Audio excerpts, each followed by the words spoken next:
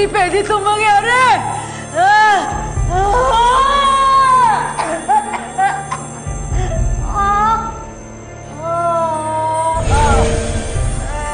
Kumusta ka naman, Barang? Hindi ka nagwagi? Kawawa ka naman? Kulubot ka na, nakakulong ka pa!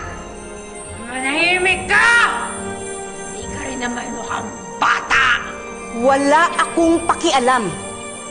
Gusto ko lang malaman mo na kahit kailan, hindi magwawagi ang kasamaan. Ito na ang huling panlilinglang mo sa mga duwende! Antoy, bantayan mo ang itim na duwending ito. Masusunod.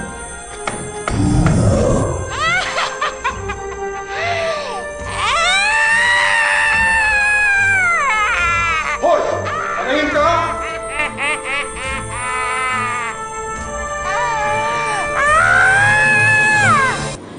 Hindi ako pwede magpatalo kay Inoy.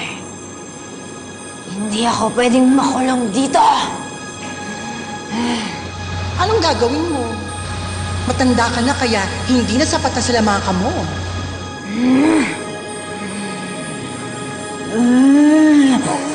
Antoy! Antoy! Anak! Anong kailangan mo? Anak! Anak, tulungan mo ako! Tulungan mo ako!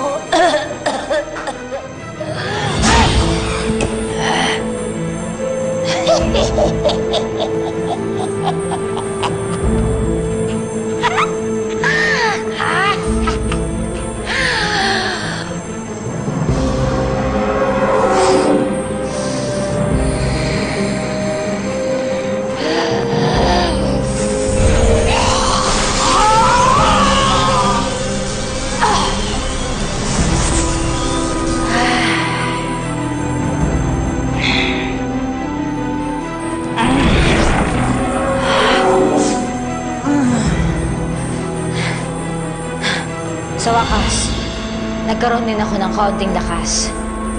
Mainam. May naisip ako para makapaghiganti. May naisip akong paraan. Tatakas ka dito para puntahan si Inoy?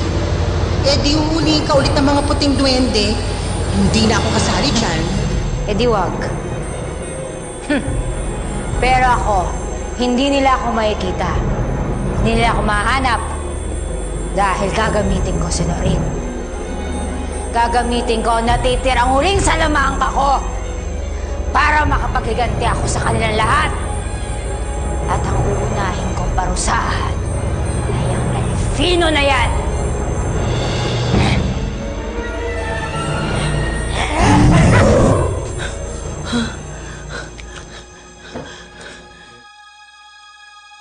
Noreen, mabubuhay ka pa. Gaganti tayo sa kanila.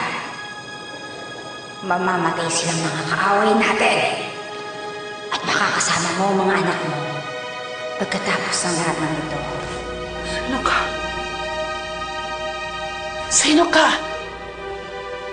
Hindi na mahalaga kung sino ako. Basta, tutulungan kita. Magtulungan tayo.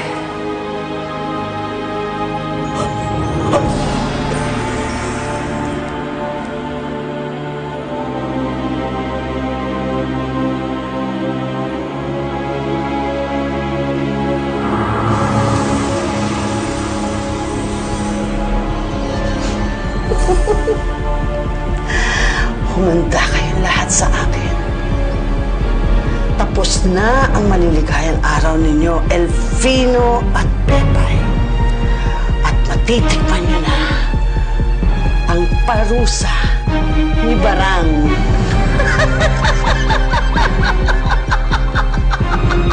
Bitin ba kayo? Abangan dahil mas maganda ang mangyayari bukas. Huwag kayong bibitaw. At kung may na-miss out kayo, balikan lang ang mga episodes sa Magkaibang Mundo. I-click lang ito at mag-subscribe na para makahabol sa storya namin. Isang click lang makikita nyo na ang magkaibang mundo namin ni Pepay. Hep hep happy mga kapunso!